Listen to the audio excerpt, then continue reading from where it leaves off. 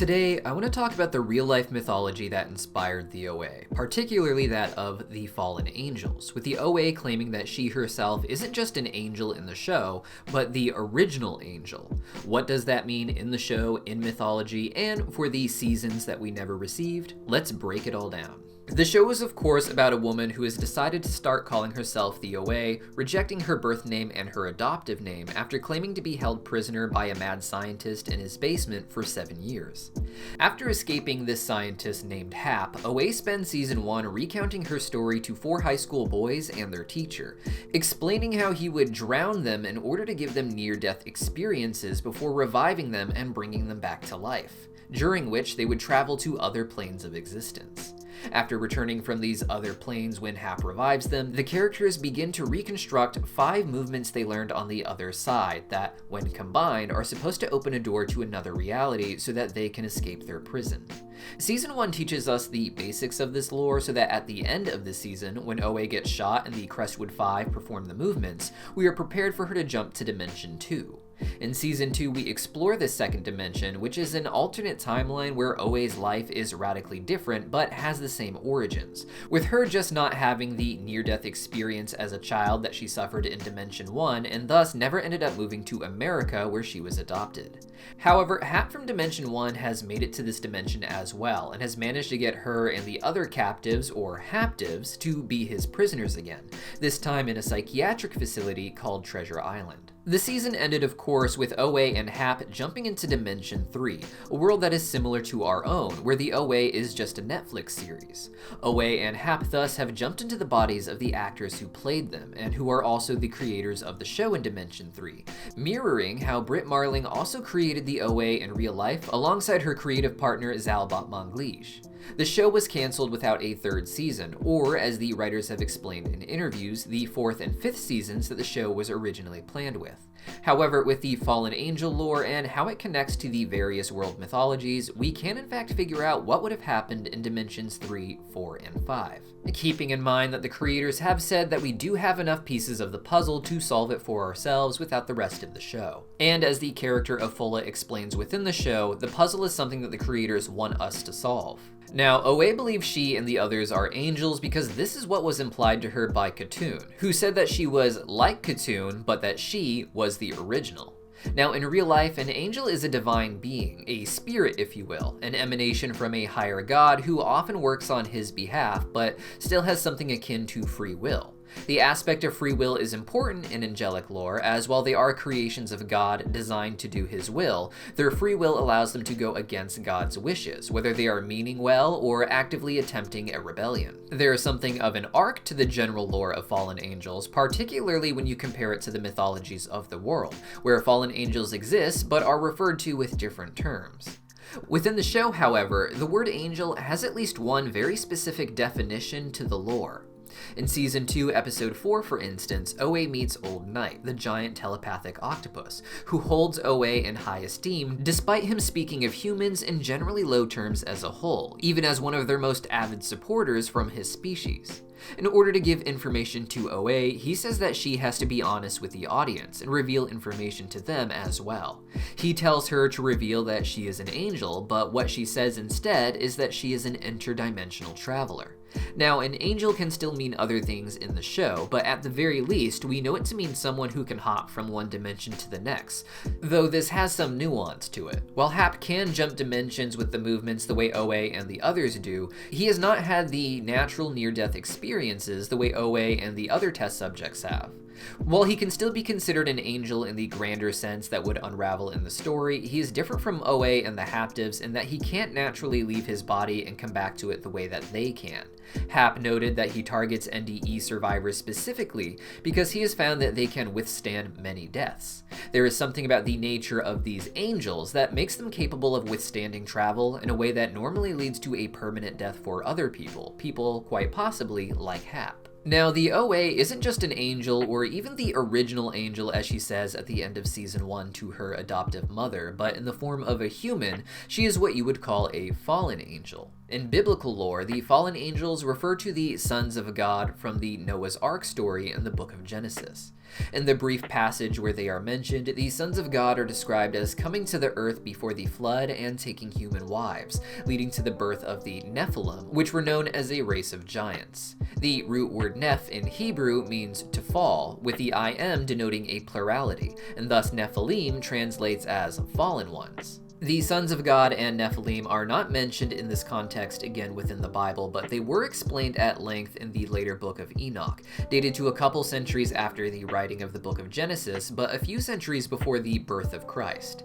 This text focuses on the ancestor of Noah, Enoch, who is known in Jewish legend to have been taken up to heaven before the flood. In the Book of Enoch, he is given a vision to see the origins of the troubles in the world, to explain why God will eventually send a flood to correct it, as well as visions of the even deeper future end times. In his visions, Enoch is shown how the sons of God were divine beings sent down to earth to watch over humanity and guide them towards a more spiritual future.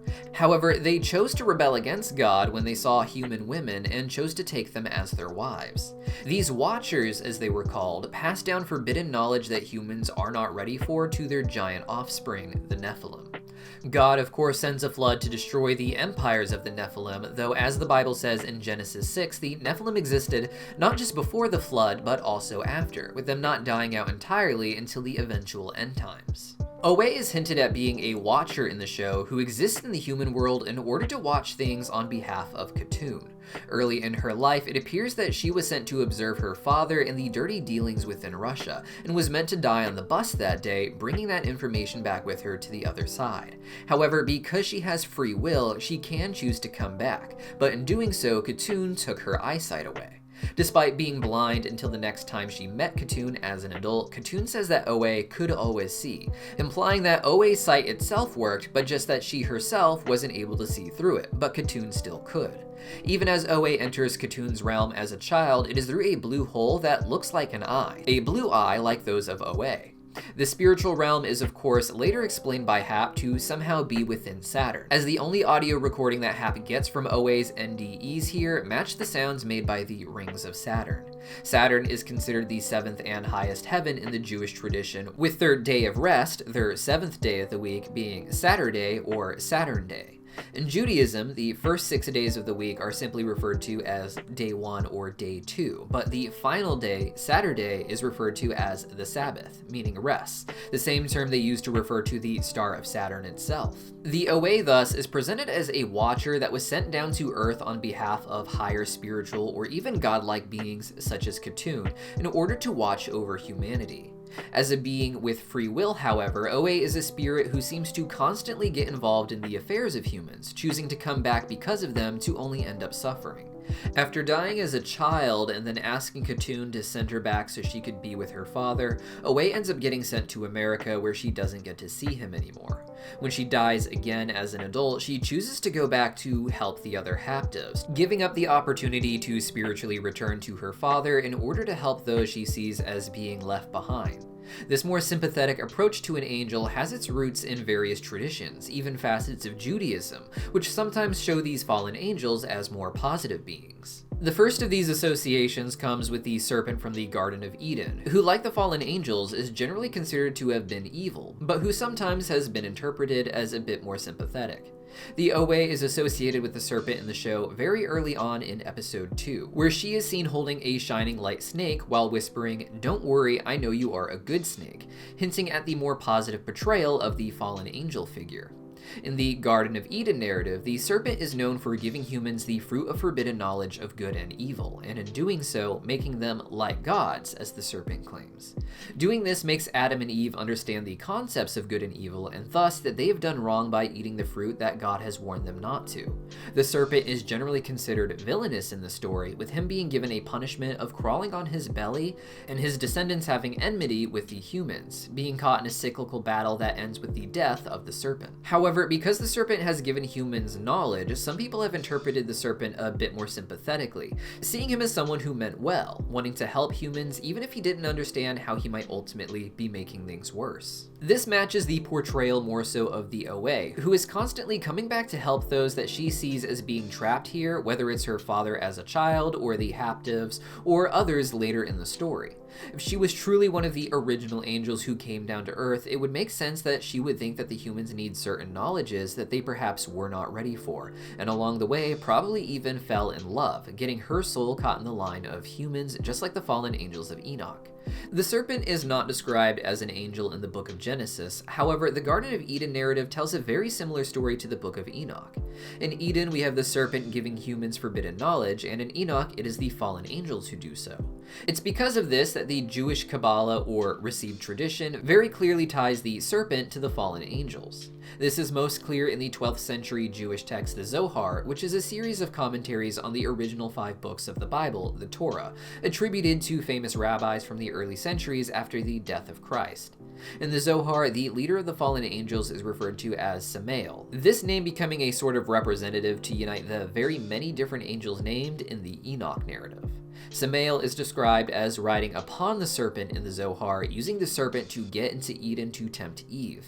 In doing so, the Zohar explains that Eve was impregnated by the serpent, leading to the birth of Cain. The story of Cain and Abel was initially about the 2 sons of Adam and Eve, and in their story, Cain is not presented as the child of the serpent. The Zohar interprets Cain as the serpent's son, however, because in the story of the Garden of Eden, God promises the cyclical enmity between the line of Eve and the line of the serpent. In the next story, however, the serpent is not mentioned, and we instead see the enmity between the line of Cain and the line of Abel. This story would have originally been written at a different time than the Garden of Eden narrative, with them being connected in the Book of Genesis to create a longer mythological timeline later in the Bible's development. With that in mind, the Zohar is able to show how these stories were written about the same mythological figures, just with different symbols, each being used to reflect different aspects of the same history. The serpent thus becomes the father of Cain in this narrative, who is described in the Zohar as the father of the Nephilim, the race of giants.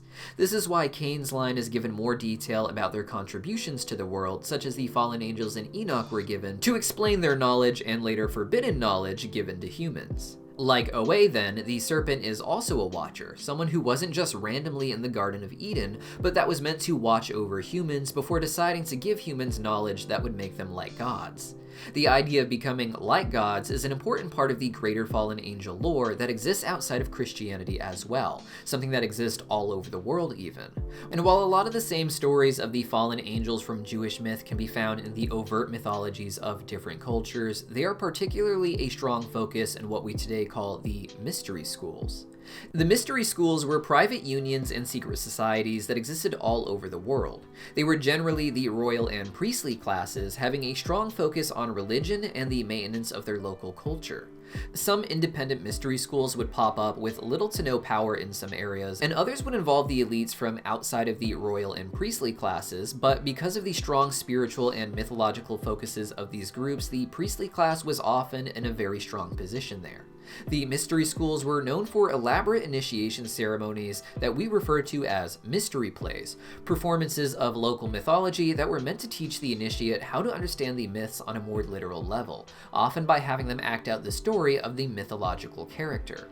Now, these mystery schools existed as far back as ancient Egypt and Babylonia, where the royals, priests, and elite architects were initiated into these mysteries with stories of their local characters, Osiris in Egypt and Ishtar in Babylon. The most relevant of these secret societies when it comes to the OA, however, are the ones that popped up following the philosophy of Gnosticism all over the Western world with the spread of Christianity. Many of these institutions had existed before the rise of Christianity, with these schools just using the mythological figures from the mythologies already popular with the local people. Many of these schools would switch to more Christian familiar characters, however, while still telling the same key stories that they had been doing for thousands of years at that point. Gnosticism also seemed to depart from the typical system mystery schools used, involving their mystery plays for initiation. While hands-on ceremonies likely did exist, especially early on, the Gnostics were quickly called heretics by the church and began to face persecution. And with that in mind, transmitting their stories through text would become a lot easier. Most of what we have of the Gnostic texts comes from sources like the Nag Hammadi Library, which was a series of texts purposely hidden in the desert in order that they may one day surface in a time where they weren't considered so controversial. Every Gnostic story has direct contradictions to the others in its genre, and to some degree this is by intent. The texts don't claim to be canonical continuations of the Bible stories, but rather attempts to reinterpret them based off of wisdom they had inherited from the previous thousands of years. The key point to each story was a focus on the character of Sophia, Greek for wisdom, who is presented as a divine emanation of the first and perfect God, the monad. Sophia is generally a very distant emanation, essentially being a very low angel, but she wishes to be like the Father God above. In an attempt to be like him and rise higher, Sophia fumbles and falls into the material world below, where her spiritual essence becomes trapped in the flesh of humans by an ignorant figure called the Demiurge, which means architect. This is the god of the material world who is often equated with the God of the Old Testament. The Christ figure is thus sent in as the son of the great monad above to save Sophia, by teaching humans about their origin as her divine sparks, and to help them rise back up to the spiritual world by escaping the cycle of reincarnation, rescuing them from the demiurge that has imprisoned their sparks in humans so that we might worship him. While Gnosticism presents Sophia as a sort of distant emanation from the first god, Judaism presents wisdom, or Chokmah, as the first creation of a god before constructing the world, such as seen in Proverbs 8:22, where wisdom actually assists God in the creation.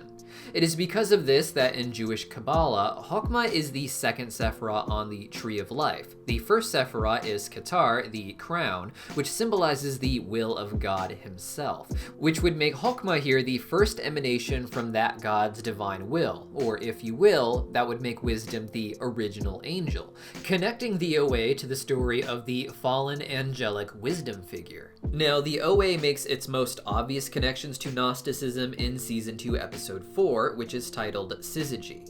In Gnosticism, a syzygy is a divine pair, with each of the emanations of God being made as pairs that are meant to create together, like husband and wife creating a child.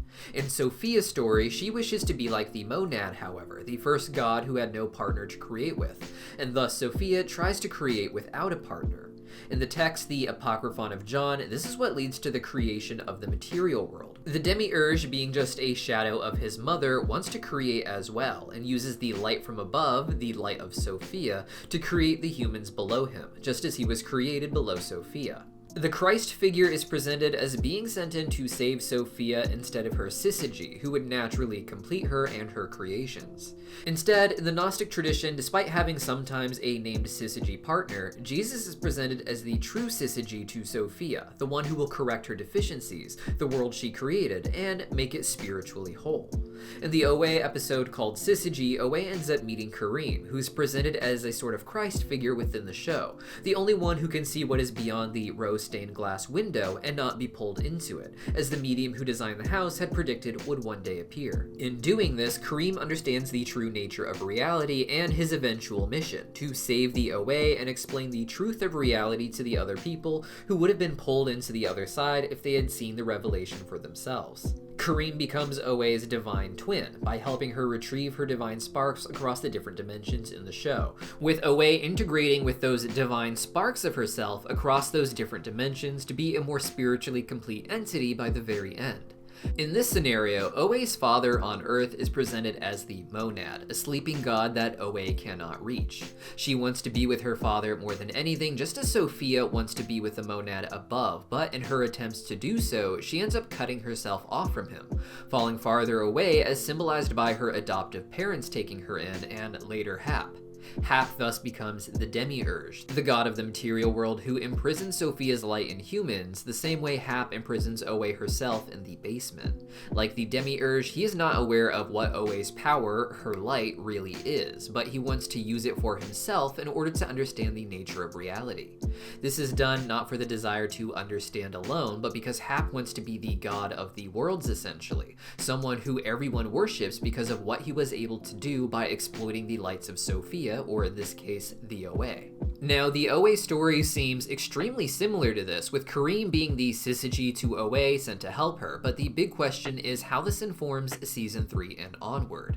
The answer to this comes from the greater teachings of the mystery schools before and after Gnosticism, with the OA attempting not to copy Gnosticism or any mystery school in particular, but rather trying to be its own mystery school initiation, the OA story being a mystery school play meant to reference all the ones that came before it, and also to impart information that they believe is relevant to the people of today, both spiritual and historical. The OA makes this obvious by alluding to the most recognizable mystery school today with its symbolism, the Freemasons.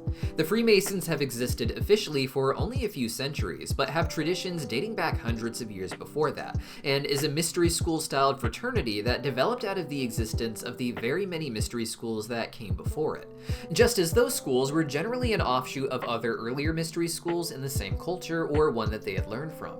The OA references the Freemasons with the title of the show itself, The OA, which is stylized in a way that can be drawn with the square and compass, two architectural tools used to make up the Masonic logo. The compass, of course, is a tool used to make the perfect circle, or the O, and the square allows for the perfect sides of the stylized A. In Season 1, Prairie is also shown to be trapped in a 5-sided prison, a pentagon, this being the same shape as the altar for the Order of the Eastern Star, the female Masonic organization. Whereas Freemasonry has 3 degrees for the men, the Order of the Eastern Star has 5 degrees, such as we see in the show with 5 seasons and typically 5 characters within each group. The OA doesn't seek to expose the Freemasons tradition, however, and instead uses these as references to the mystery school tradition as a whole, which it borrows heavily from for its fallen angel lore and the structure of the show. The earliest mystery school we know of was in ancient Egypt almost 6,000 years ago. When initiating their elites into their system, the initiate would perform the play of Osiris, who is tricked into a coffin by his brother Set, and then drowned in the river. He is dismembered after this, with his sister and wife Isis being sent in to collect his pieces and revive him just enough to impregnate herself. This allows her to give birth to Horus, who rises up to defeat Set and takes his place as the ruler of Egypt, with Osiris being elevated to the god of the underworld. Horus, of course, represents the rebirth that Osiris experienced at the moment of death, a spiritual awakening on both sides that allow his son to rise up to his position of power beyond the one that Osiris had initially. While this story implies an end for Osiris, it was rooted in the early Egyptian myth of the sun god Ra, who would descend every night into the underworld to do battle with the gods of evil, before rising the next day to sail across the sky again, his story being a continual loop of death and rebirth, such as we see with Osiris and his spiritual rebirth and his spiritual successor. In Babylon, this story would play out with Inanna or Ishtar, who purposely descends into the underworld to visit her sister, but like Osiris, is tricked, this time by eating food from the underworld. This causes her to have to stay in the underworld for a part of each year, reflecting the great cycle of the sun as the nights become longer and the days become shorter as we approach the winter solstice, before the sun miraculously experiences a rebirth in our eyes and begins to rise above the horizon again and into longer summer days. In Greece, we find a story similar to that of Ishtar with the character Persephone. This daughter of Zeus is kidnapped by Hades into the underworld, similar to how Sophia is pulled into the material world by a demiurge. Persephone is saved in the end thanks to her mother, but is only able to leave the underworld for a portion of each year, once again reflecting the cycle of the sun. All of these stories reflect the same basic pattern of the sun, a cycle of death and rebirth, an endless loop about a divine being, often the child of one of the elite gods, falling into the underworld and needing to be rescued, only to fall back down again, with the OA reflecting this by having each season seemingly being a small loop that is repeating, with each season starting with her waking up in a hospital being examined, having a near-death experience in the very middle of the season that is a sort of breaking open moment, and ending with Steve chasing an ambulance with the OA in it. Like the many mystery schools that the OA is modeled after, they seem to be using the loop as the key element to the narrative, but one thing that is not well expressed by these mystery schools is another aspect of the fall and rise of the angelic figure that Hermeticism manages to express more clearly. Hermeticism was a sort of sister movement to Gnosticism, having a lot of the same elements but presenting the material world as a place we fall into for less nefarious reasons than those presented in Gnosticism or other mystery schools. Hermeticism didn't adopt the Christian labels like Gnosticism did, but instead used the transition to Christianity and its area to remove most of the mythological figures they were already using, reducing the divine entities in the story to archetypes and concepts, as opposed to them all being deities with very specific backstories. In these stories, man is created in the image of God as his perfect son, being given all of the powers of God and, of course, free will.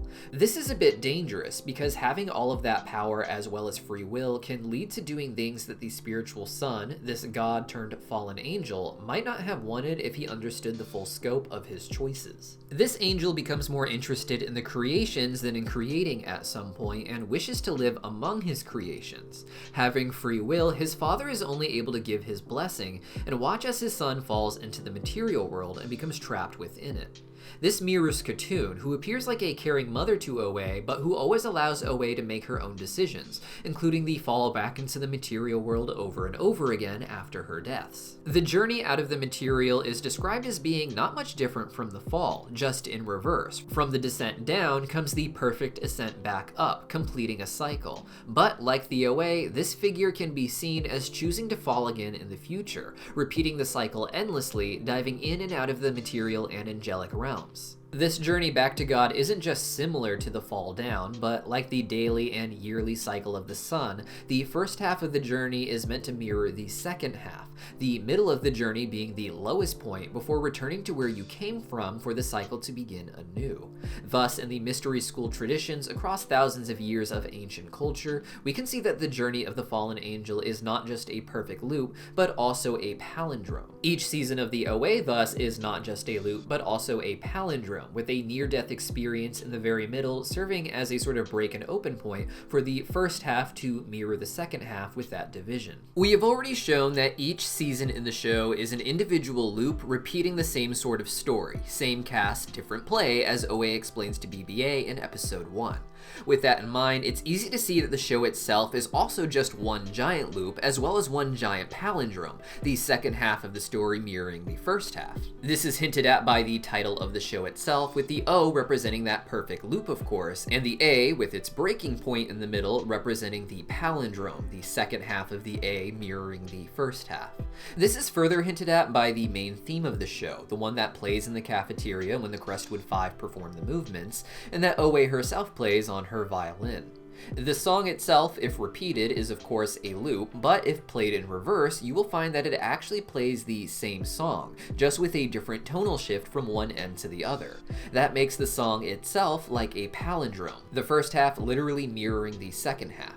However, that tonal shift makes it mirror the story of the sun as well, with the setting of the sun having a different spirit to it than the rising of the sun, one representing birth, beginning, and the other death, the end of things, despite the beginning and the end ultimately connecting back to each other in the loop. Like with the show, the nature of the song itself being one giant loop is emphasized with it being made up of tiny little loops that repeat as well, even when in reverse. With there being 5 seasons of the show, all of this points to the idea that season 3 will be the middle of the story, which would be a sort of high point for the series in terms of lore, with seasons 4 and 5 being a descent back downwards that reflects the stories of season 2 and 1 respectively. This makes sense when you consider that Season 3 takes place in a world that is designed to look like our own, where the OA is just a Netflix TV series. The first 2 seasons presented the multiverse as splits in a timeline, with there being potentially infinite worlds that all branch off from the same beginning, but in this world, OA is known as Brit Marling.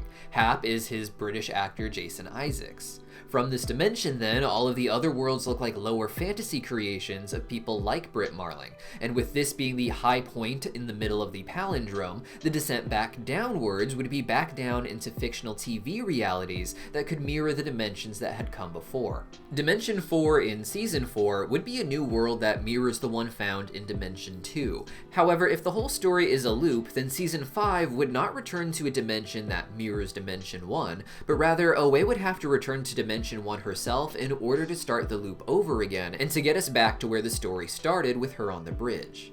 This is hinted at in Season 2 with the house on Nob Hill.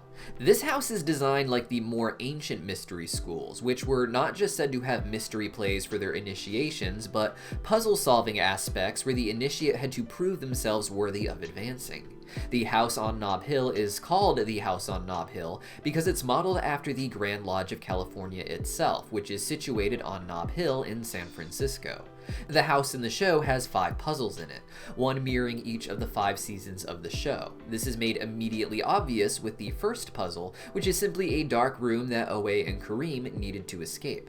To do this, Oe has to feel along the walls to find the hidden staircase in the dark, mirroring her time in Season 1 where she was blind within her story. The second puzzle is a literal puzzle on the floor, representing how Season 2 takes place largely in the puzzle house of Nob Hill, with it being designed to look like the rings of a tree trunk to parallel the branching timeline theme of the season. The third puzzle is simply a room with a door hidden under a bed, one Kareem only finds when he falls asleep on the bed and has a dream. This, like discussed before, represents how in Season 3, Oe will realize that they are in the highest reality, the one where the lower dimensions are created by the fantasy writers like Britt Marling. The only way forward is back down, taking Hap to a lower TV dimension where he can become trapped in another character's memories, the way Homer did in Season 2 and Oe was hinted to do in Season 3. Hap foreshadowed this in Season 2 when he said that everyone in this other dimension will call her the Oe, as that is the show she is known for, but that she will not call herself that, as she will think that the Oe is just a fantasy character that she's writing for Netflix. The fourth puzzle Kareem finds is the Maze of Mirrors, hinting at how Dimension 4 would reflect Season 2 as we discussed. Finally, the fifth puzzle is a dead end, with a quote saying that the end of all exploring is to go back to the beginning and know the place for the first time. With that in mind, Kareem goes back to the beginning of the house, where he finds an entryway into the attic with the rose-stained glass window that he first suspected he might have seen when they first entered the house back in episode 5, before the Waters convinced him and Oe to continue into the proper puzzle room in the house. Now understanding the twists and turns of the puzzle, however, he can go back to the beginning and understand the value of having been misled before coming back here. His mind now properly primed for the big twist that he could have seen at the very beginning, but that he would not have understood. This hints at us returning to Dimension 1, to earlier in the timeline, to see how Oe ended up at that bridge before she jumped off of it. This idea of 4 dimensions but 5 seasons is hinted at in the show with the strong theme of 4 becoming 5. There are 4 Haptives at first, with Hap watching over them, but the 4 become 5 when Renata joins towards the end. There are 4 Crestwood High students, with BBA representing all of them as a 5th grader entity. In the Oe's bedroom, there is even 4 small dolls being watched over by a 5th bigger doll. As Oe integrates then, she would become a 5th grader being, combining the best of her 4 selves from across the 4 dimensions. This pattern is seen in Jewish mysticism and Kabbalah, where there are also 4 dimensions. There is 1 physical world and then 3 higher spiritual dimensions. This concept is likely rooted in earlier Hinduism, where the spirit of the world is said to be divided into 4 parts, his feet creating the physical world, and his upper 3 parts becoming the higher spiritual dimensions of existence.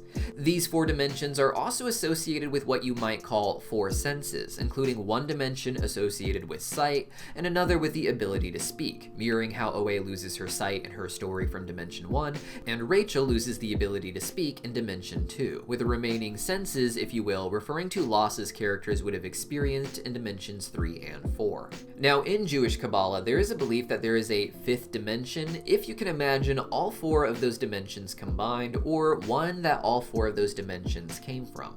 With that in mind, Season 5 makes perfect sense to be a prequel that takes place in the past, in the time leading up to the Oe jumping off of the bridge, but one that only makes sense with the context of Seasons 2, 3, and 4 in mind, just as Kareem needed the puzzles in mind before going back to the beginning to understand the house. With all of us needing the later seasons to understand what Oe was really going through when supposedly in Hap's basement as a prisoner. We got Oe's version of the story, but it was given to us by her in Season 1 in order so that we can go back and understand the truth of it with the full context of the later seasons, and as such, it cannot just be the exact same story again. Each season starts the same way, with Oe waking up in a hospital bed being examined, and thus if we are to believe she goes back to some point in her story, it would appear she time traveled from the end of Season 4 to the point in her Season 1 story where she eats the dove that Khatun gives her. This is when she gets her eyesight back, and when she begins to refer to herself as the OA, saying she remembers it as her true name despite being lost in her memories, it would seem. But why exactly would OA start this cycle over? An important aspect of fallen angel lore is their connection to the end-time prophecies. With Season 5 being a return to the beginning to tell us the true version of her story, Season 4 thus is the technical end of the OA story, with Season 5 being a quasi-prequel. As already discussed, Season 4 would also have the most sci-fi potential, since from Dimension 3, OA would be going to this lower dimension that's again a fictional TV realm. While a lot could happen this season, what is important is how it would connect to Season 5 and the return to Dimension 1. By the end of Season 4, OA would have integrated across the 4 dimensions, becoming that 5th grader version of herself, as foreshadowed throughout the show. In Judaism, the non-biblical stories about fallen angels depict their final death as being part of the cosmic plan involving the end of the world. In the Book of Enoch, for instance, the original fallen angels are trapped within the earth, forced to wait until their descendants eventually die. In the Zohar, it is the end of the fallen angels that allows God to shine through after the end times, with a new era coming after where God's presence is known on earth. Gnosticism is similar, but like how Christianity builds off of Judaism, Gnosticism adds Christ to its narratives that resemble those of the later Kabbalah.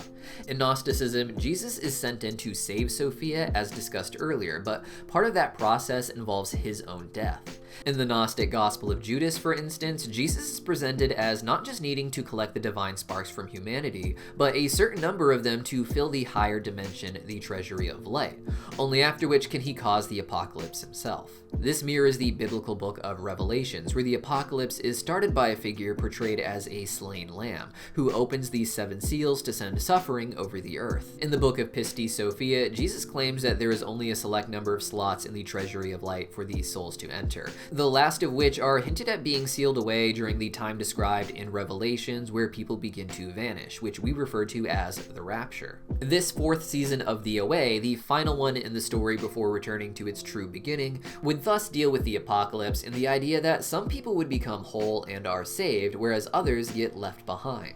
Now, in addition to this mythic theme, one of the creators of the show, Zal, has hinted at his thesis film from college, holding important clues to the show. This thesis film was his first collaboration with Britt Marling, who starred as a woman who learns that she is descended from aliens, a recordist as the title of the film calls her, who was sent to Earth to watch humans and record important events on behalf of aliens.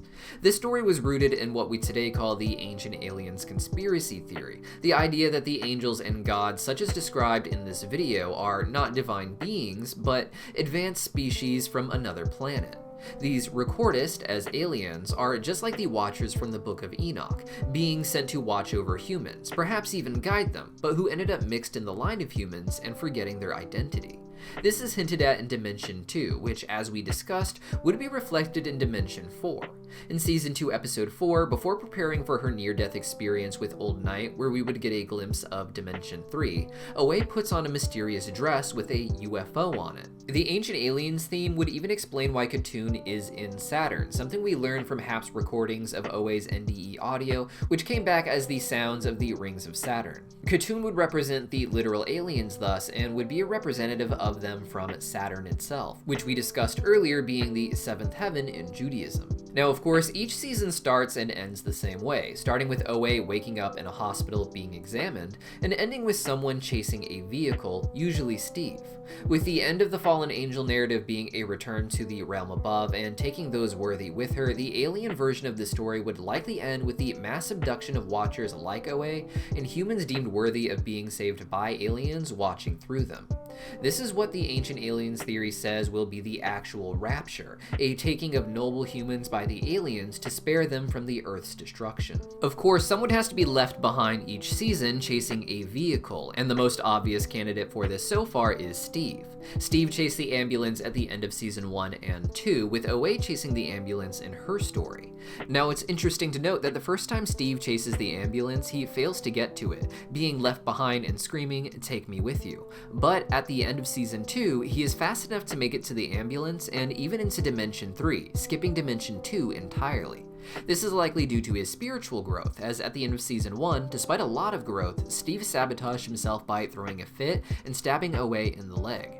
He was afraid that she was trying to leave him behind, and ironically could not travel with her to Dimension 2 as a result. However, by the end of Season 2, Steve had grown so much that he was able to pass Dimension 2 entirely and make it to Owe in the ambulance in Dimension 3, because of how he had repented and changed. Season 1 is particularly important to the foreshadowing of the series because being the first entry and establishing the importance of pattern, and thus I think the end of Season 4 will not match the ending of Season 2 where he does make it to the ambulance, but instead after chasing Owe all the way to Dimension 4, I think Steve is going to sabotage himself again by mindlessly attacking the Owe in a rage, accusing her of trying to leave him behind again, this time in the grand scheme of the apocalyptic plotline.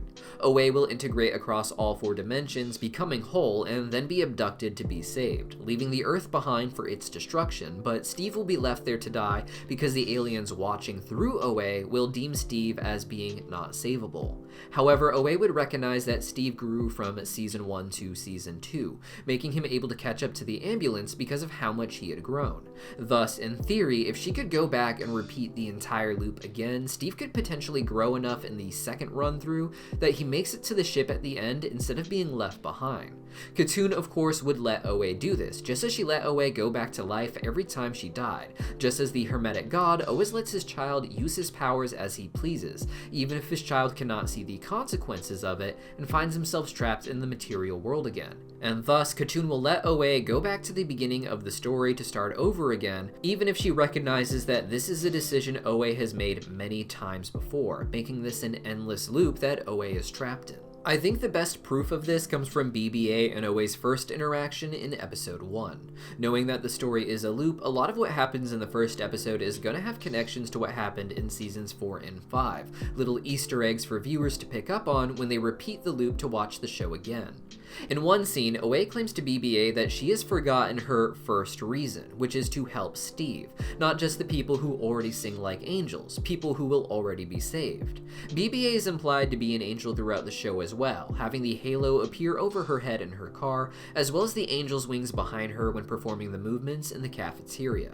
If she is one of those who are saved, then, like Owe, she could choose to go back in time and start the cycle over as well. Without a near-death experience like Owe, however, she'd just go back to her birth, and thus forget everything about why she returned, forgetting her first reason. The only reminder she would have of that would be her brother Theo, who BB-8 clearly connects with Steve. When Steve puts on Theo's snowsuit, for instance, BB-8 cries because he looks like Theo, and in Season 2, when having nightmares of someone asking her for help, BB-8 thinks it's her brother Theo, but then later realizes that it was Steve all along.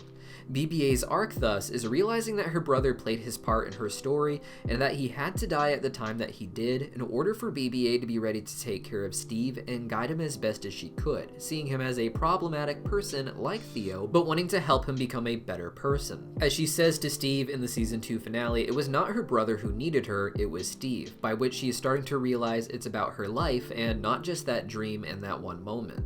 While some characters may also be shown to be angels that are coming back to help save Steve as well, one character who would definitely be left behind is Hap. While I theorize he could be saved too in my previous videos, I imagine that as the Demiurge, his purpose in the story is to be what remains on Earth. With all of this in mind, Owe would not return to her birth like BB-8, or even to when she started talking to Steve at the beginning of Season 1, but rather the last best entry point for her is the moment where she ate the dove given to her by Khatun, showing how Khatun could in fact be the one that helps Owe return to the past through that dove. This return would bring us to the latter half of Owe's story, but things would be different, and this time we would see what happens after she got abandoned by Hap, and how she made it to the bridge that she jumped off of at the beginning of episode 1. So, what is the true version of Owe's story? Why would she have to tell a different version of the story to the Crestwood Five? And how can the story of fallen angels help fill in the gaps? Well, the story of the Owe as a whole is not just about an angel, but a god, the ability that divine humans have to ascend to be like gods, such as the serpent promised to humans in the Garden of Eden. Sophia, the emanation or angel if you will, wanted to be like the god above, wanted to create like him, creating just from herself without a partner. And as the show progresses, we see that this is in fact the power that the OA has, but it has to be properly developed, and she has to be tricked into thinking she is capable of these things, just as all the characters have to. This theme plays out at the end of Season 2, when we see that Season 3 would have taken place in a dimension where the OA is just a Netflix series. From here, the actress and writer who plays the OA, Britt Marling, would realize that she is a godlike being, someone who wrote a fantasy story and made those characters come to life, writing tools into their stories that allow them to escape their universe and make it into her own. With Season 3 being the middle of the story, it is the opposite end of the dimensional extreme that Dimension 1 is, with Dimension 2 and 4 mirroring each other and serving as a sort of filter between Dimensions 1 and 3. From Dimension 3, Prairie from Dimension 1 looks like an imaginary character who was given the tools to jump into the body of the woman who created her. With this in mind, OA's own fantasies in Dimension 1 could develop their own sentience just as she has, and jump into the bodies of people who inspired them in higher dimensions. And this is exactly what I believe will be revealed to have happened in Season 5. After convincing us that OA has the godlike power to create fantasy worlds, we will return to Dimension 1, with OA getting her eyesight back and being taken to Hap's basement, only to see that the Haptives aren't really there, and in fact that the Haptives she had been talking to were never actually real. Of course, we know versions of the Haptives do exist in Dimension 1, as OA even finds a video of Homer on YouTube, a Homer who had survived a near-death experience just like in her story. However, this just means that, like Britt Marling in Dimension 3 writing the characters of the OA modeled after real people, Prairie herself had created imaginary characters based off of what she knew about the real patients of Hap that he had described to her over their meal together. As a kid, OA admitted to having dreams that felt real, during which she would talk to people, and because of what they said to her, do dangerous things such as she tries to do with the knife before her adoptive father stops her. Her medications dull her, she says, but before asking Hap to take her to his home and study her, Hap himself insists that she should stop taking her medications. By the time she gets back to Hap's home, she would be coming down from years of medication use, causing her delusional thoughts to return in full force with symptoms of withdrawal. As soon as she is supposedly locked in the basement, she hits her head, and only then, when Hap has left, do the voices begin to talk to her. The first voice, Scott, blames Prairie for what has happened to her, but Homer interrupts, telling Prairie not to let her thoughts bring her down, as if Scott is just one of her thoughts. Being only voices, however, OA would need to rationalize why she can't touch these people, and they would have to come up with the story that they are all prisoners, each in a different prison cell, so that they can never actually touch each other. Hap himself appears to not be a bad man at all, but rather the bad version of him that exists is just a version of him in OA's head, making the demiurge figure of Hap a creation of OA's just as the demiurge is a creation of Sophia. The OA thus is caught in a giant loop to save her own creations, people she made by accident but who she has come to care for while also needing to still be restored to her divine fullness. All of this reflects not just the lore of the fallen angels from the mystery schools, but the idea of what these emanations or angels originally were. The sons of God in the Book of Genesis and Enoch translates from the term B'nai Ha-Elohim, or sons of Elohim. Now, in our English Bibles, we generally translate Elohim as God, but as we discussed with the word Nephilim, the I am in Hebrew denotes a plurality. The root word El was used by the Canaanite and later Israelite people to refer to the chief god El, or as a word for gods in general, with Elohim or Elim originally referring to the council of gods that surrounded El in the Ugaritic mythology. El and the Elim's children were thus called the B'nai Elim, or the sons of the Council of El, just as in Judaism with the fallen angels. Like their parents, the sons of the Elim had explicit identities as opposed to just being a term to refer to collective divine deities that were being stripped of their rank as God in the monotheistic religion of Judaism. The OA imparts many spiritual messages in its stories, but like with most mystery schools, it also teaches history, with the journey of the OA from an angel to a godlike being, reflecting the realization cultures are having all over the world of the original identity of the fallen angels as gods in various religions, with humans themselves being described as descending from the gods. It is because of this, and Chokmah being the first of God's creations as discussed earlier, that in Season 1, OA calls herself the original angel, the original angels being from a fallen state of godhood before they have to ascend again, with that definition of the OA changing each season. In Season 2, Dr. Roberts theorizes that Nina Azarova and Prairie Johnson are not two souls inhabiting the same body, but alternate personalities, making the OA the original alter. In Season 3, OA travels to a world where her story is just a fictional TV show written by Britt Marling, and thus she is now the original author. Author itself not just being a writer, but a godlike entity who writes these worlds into existence. As discussed, Season 4 would equate the angels of the mythic lore with aliens, and thus Season 4, the OA means the original alien. Finally, Season 5 has the OA returning to Dimension 1 to see the truth, but she now knows that the word angel is not correct for her, as she is something of a god. The word Elohim had evolved to essentially refer to either a chief god himself or those lower gods that we now think of as angels. However, the current spelling of Elohim is believed by esotericists to be corrupted due to the original Hebrew not having vowel markers. The show is largely inspired by mystery school teachings, like I said, with one of the most publicly published discussions of these coming from Madame Blavatsky, a famous psychic and esotericist from the 1800s. In her massive two-part series, The Secret Doctrine, she claims to have been initiated into an ancient secret society, and is thus giving us the teachings she received from them, but like with the OA, it is hidden in coded stories as to not break any obligation she made to not reveal certain information. She describes existence itself as being a loop and a palindrome, just as we find in the mystery schools and in the story of the OA. In her book, she explains how the original Hebrew for Elohim, without its vowel markers, actually has the first letter being the Aleph character, or what we think of as the letter A. She, and others thus, have been spelling Elohim as Aliem, this word being used to describe gods as a whole by esotericists and mystery school scholars. The return to Dimension 1 then would have OA realizing that she is not the original angel, but rather the original Aliem, a godlike entity who was only convinced that she was a smaller, less powerful being known as an angel. While this video does contain key details not addressed in my earlier videos, that hour-and-a-half long video contains a lot more information about the series as a whole and its patterns, particularly for Dimensions 3 and 4. If you have not seen that one, I highly recommend checking it out, but I hope you enjoyed this video's more focused approach on the mythology that inspired the OA. Please let me know if there's anything else you'd like to learn about esoterica or another mythologically inspired show, and I'll do my best to make a video about that topic. And for those of you who are really curious about these topics, I'd like to quickly break down some of the books and research I've done over the years that help me understand the show so that you can decide if you want to look into it for yourself. Now, the most important thing to read is of course mythology itself, so that you can understand the people who discuss and deconstruct it later. To start, the Holy Bible is of course the most important, but for people who don't want to read the entire book, the mythological elements mostly important come from Genesis, the Gospels, and Revelation. There are 4 Gospels about the life of Jesus, of course, so if you're looking to trim that down, I recommend reading the Gospel of Matthew, as it feels like the most complete and comprehensive version of his story.